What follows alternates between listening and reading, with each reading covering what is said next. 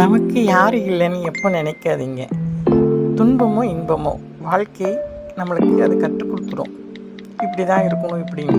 எப்போவுமே மன அழுத்தத்துலேயே இருந்துட்டு நம்ம அது செய்யலையோ இதே செய்யலைன்னு யோசிக்கிறதை விட உங்கள் மன கஷ்டத்தை உங்களை நம்மளுங்கிட்ட சொல்லுங்கள்.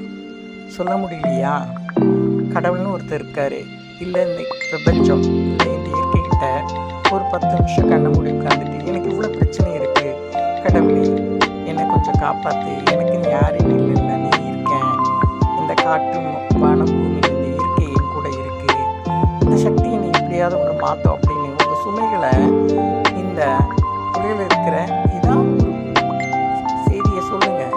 உங்கள் மனம் கண்டிப்பாக தெளிவடையும். அதை சொல்லாமல் மனசுலேயே வச்சுட்டு நீங்களும் அழுத்தத்தை ஏற்படுத்திட்டு அதுக்கு காசு பணம்